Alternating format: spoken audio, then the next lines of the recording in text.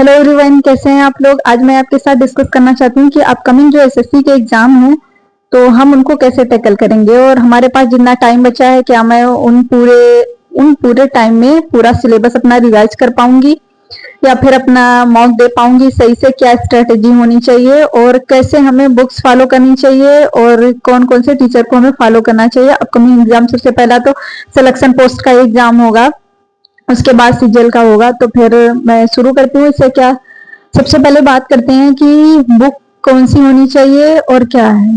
पहली बात ये याद रखिए, आप अगर बिगिनर नहीं है, आप नए बच्चे हैं, तो आपके पास जो भी बुक्स हैं पुरानी, जीएस के लिए जो भी है एक बुक होनी चाहिए, ओकेप के लिए आपके पास एक बुक होनी चाहिए, मैथ की प्रैक्टिस के लिए एक बुक होनी चाहिए, रीजनिंग की प्रैक्टिस के लिए एक बुक होनी चाहिए और इंग्लिश के प्रैक्टिस के लिए एक बुक होनी चाहिए। ये बुक्स वो हैं जो आपके पास हैं।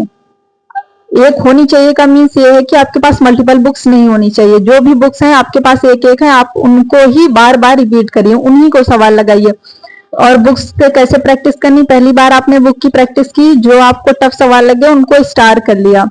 फिर एक बार तो हो गया क्योंकि आप बिगनर तो है ना। फिर जब दूसरी बार अब इस टाइम आप प्रैक्टिस करेंगे तो जो भी स्टार वाले क्वेश्चन होंगे सिर्फ उन्हीं की प्रैक्टिस करेंगे। ये हो गया जिनके पास बुक्स हैं वो प्रैक्टिस कैसे करेंगे। अब जिनके पास बुक्स नहीं है वो प्रैक्टिस कहाँ से करेंगे। अगर आप इंग्लिश की प्रैक्टिस करना चाहते हैं तो रानी मैम के चैनल पर जाइए, वो इस टाइम अच्छे से प्रैक्टिस करवा रही हैं। और कंप्रेंशन पैराजम्बल रीडिंग और इन सब की प्रैक्टिस करनी है तो आप मनीषा बंसल मैम की उस पर जाइए या फिर निमिषा मैम के चैनल पर भी आप प्रैक्टिस कर सकते हैं। ये इंग्लिश की प्रैक्टिस के लिए बुक और चैनल दोनों चीजें हो गई। अब बात करते हैं मैथ की। अगर मैथ की आपके पास एक बुक है, पिनाकल की बुक है, किरण की बुक है, तो आप दोनों उनसे ही प्रैक्टिस करिए। आपने एक दो बार कर रखी होगी, जो भी स्टार वाले क्वेश्चन है सिर्फ उन्हीं को प्रैक्टिस करिए। आपके पास बुक नहीं है तो फिर भूटेश सर के चैनल पर जाइए या फिर गगन प्रताप सर के चैनल पर जाइए। इन सब में जो भी क्वेश्चन करा रखे हैं, जो भी रिवीजन के तौर पे इनकी प्लेलिस्ट बनी हुई है, आपको पर डे 1 घंटा उनसे प्रैक्टिस करनी है, आप उनसे प्रैक्टिस करिए। ये मैथ का हो गया दोनों चीजों के लिए। फिर बात करते हैं रीजनिंग की। अगर आपके पास रीजनिंग की बुक है तो स्टार वाले क्वेश्चन कर लीजिए और कॉन्सेप्ट क्लियर कर लीजिए।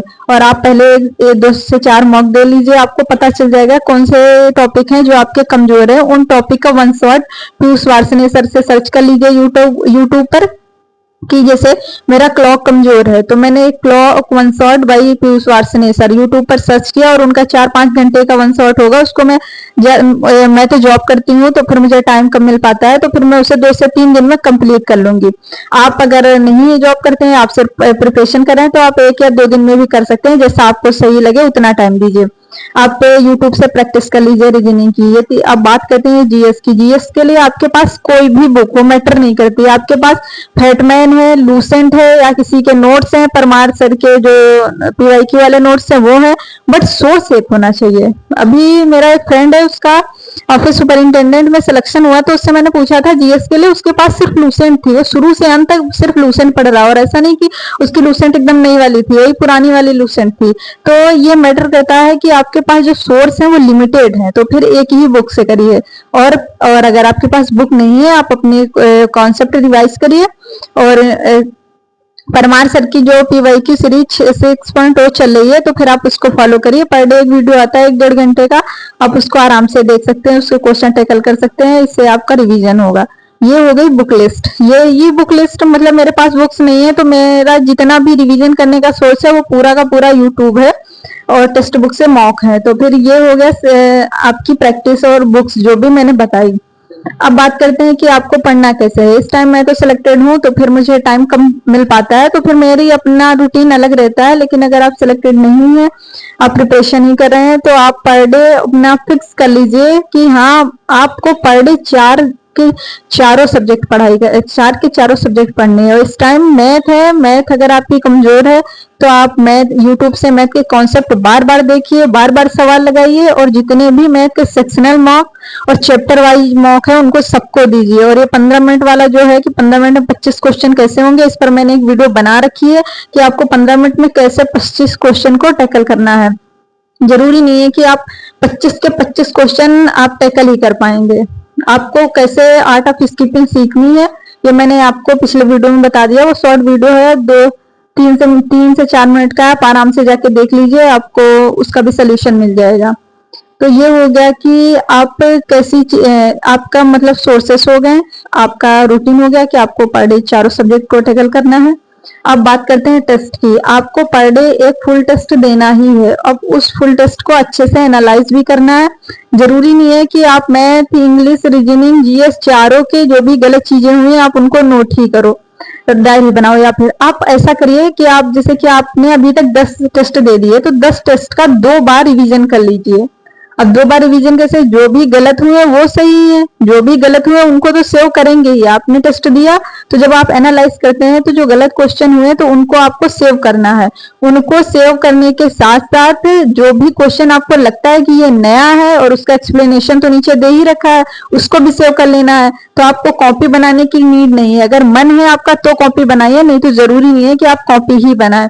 आप वहां जाइए टेक्स्ट बुक पर, तुरंत आप 2 से 3 बार एनालाइज कर लीजिए सारे जो मॉक आपने दे रखे हैं। ये फुल मॉक की बात हो गई। आपको प्रैक्टिस करना, आपके पास बुक नहीं है तो जो चैप्टर वाइज मॉक हैं, चाहे मैथ के हो, चाहे रीजनिंग के हो, इंग्लिश के हो, जीएस के हो, कंप्यूटर के हो, आप सबको उनको दीजिए। वो जो सेक्शनल चैप्टर वाइज मॉक है 10-10 क्वेश्चन के हैं। अब मान लो मैथ की प्रैक्टिस करना चाहते हैं तो आप 5 दीजिए, 5 चैप्टर हो जाएंगे ना, 5 चैप्टर के 10-10 क्वेश्चन हो जाएंगे। उसमें लगभग 70 ये क्विज टाइप की है, 10 क्वेश्चन वाले चैप्टर वाइज मॉक जो है वो 70 है। 70 का मतलब हो गया 700 सवाल है, और 700 सवाल हर चैप्टर के हैं, ज्योमेट्री में टॉपिक वाइज है। तो आप उनको कर लीजिए। उनसे 10 के 10 क्वेश्चन में आपके पूरे कॉन्सेप्ट नहीं पूरे तो कम से कम 60% कॉन्सेप्ट तो आ ही जाएंगे ना, और बाकी जो बचेगा उसमें गलत होंगे आप एनालाइज कर लीजिए, बाकी जो बचेगा वो यूट्यूब से प्रैक्टिस कर लेंगे। तो ये हो गया मौका कि आपको सेक्शनल मॉक कैसे देना है। अब बात करते हैं कि कंसिस्टेंसी कैसे बनानी है। कंसिस्टेंट रहना बहुत बड़ी बात होती है। हमारा मन बहुत डाइवर्ट होता है, ऐसा नहीं है कि पर डे 30 के 30 दिन सभी वैसे ही पढ़ाई करते हैं। सभी वैसे पढ़ाई नहीं कर पाते हैं 30 के 30 दिन में। कभी किसी कोई बीमार होता है, कभी कोई कहीं गया होता है, सबके साथ कुछ ना कुछ इश्यूज होते हैं। लेकिन आप 30 दिन में 22 से 23 दिन तक आराम से कंटिन्यू पढ़ पा रहे हैं, 8 से 9 घंटे तक, तो ये बहुत बड़ी बात है और ये अच्छी बात होती है। आपको सिलेक्शन मिलेगा कहीं ना कहीं, इसलिए आप कंसिस्टेंट बने रहिए। कोई सी भी जॉब मिलेगी आपको, लेवल 1 की मिलेगी ना, फिर भी आपके अंदर सेटिस्फेक्शन रहेगा। तैयारी सब पिछली होती है। आप लेवल 1 में आते हो, उसके बाद सीजीएल क्रैक कर लेते हो, तो आपको क्या लगता है कि आप लेवल 1 के बाद आए हो, वो तैयारी की है जो उससे आपका सीजीएल कैसे मतलब क्रैक हुआ? ऐसा नहीं होता है, वो तैयारी पहले की होती है। बस लेवल 1 में आने के बाद हम 5-6 घंटे जो भी हमको मिलते हैं, हम सिर्फ उनको रिवाइज करते जाते हैं और मॉक देते जाते हैं। मेन यही होता है कि हम कुछ नया नहीं कर लेते हैं कि हाँ भाई वो एमटीएस थे, उसके बाद वो एएसओ बन गए। एमटीएस से एएसओ नहीं बने हैं, उनकी तैयारी पहले की ही थी, बस उन्होंने रिवीजन किया है और वो कंटिन्यू रहे। ऐसा नहीं है कि उनकी एमटीएस में ज्वाइनिंग हो गई तो उन्होंने पढ़ना छोड़ दिया, वो कंटिन्यू रहे, इसलिए उनका सिलेक्शन हुआ है। ये जो सिलेक्शन, एक सिलेक्शन लेने के बाद दूसरा सिलेक्शन लेते हैं, ये कोई मतलब अलग चीज नहीं करते, इनकी तैयारी पहले की ही होती है, बस ये कंटिन्यू बने रहते हैं, बीच में छोड़ते नहीं है। तो फिर ये होता है कि इनको मिल जाता है। और इनके लिए भी बहुत टफ बात होती है कि जॉब के साथ कैसे मैनेज करें।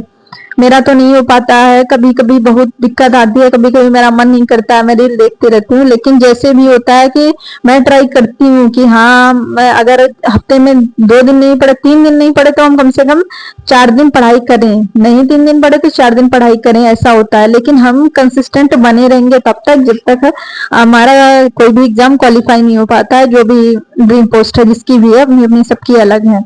और मैं इतना पर्सनल नहीं होती हूँ कि हाँ आपकी ड्रीम पोस्ट क्या है, आप सीजीएल में है, एमटीएस में है, एएसओ है, या फिर प्रिवेंटिव इंस्पेक्टर है, क्या है, मुझे इससे कुछ नहीं मतलब है। मेरा ये है कि मैं आपको जेन्युइन चीजें बताऊंगी, जो भी एक्सपीरियंस है वो आप आए हैं, आपको अच्छा लगे तो आप मेरा वीडियो देखिए, लाइक करिए, सब्सक्राइब करिए, सपोर्ट करिए। आपको नहीं अच्छा लगता है बिल्कुल नहीं देखिए, मुझे इससे बिल्कुल फर्क नहीं पड़ता है कि मतलब मेरी रीच कितनी जा रही है और मेरा कितना ग्रो कर रहा है यूट्यूब चैनल। मेरा ये मानना है कि मैं अपने साथ अच्छा कर रही हूँ, और इसके साथ साथ अगर मैं अपने एक्सपीरियंस को आप लोगों के साथ शेयर कर रही हूँ, आप एक भी बंदे की हेल्प हो जाएगी, एक भी बंदे को जॉब मिल जाएगी।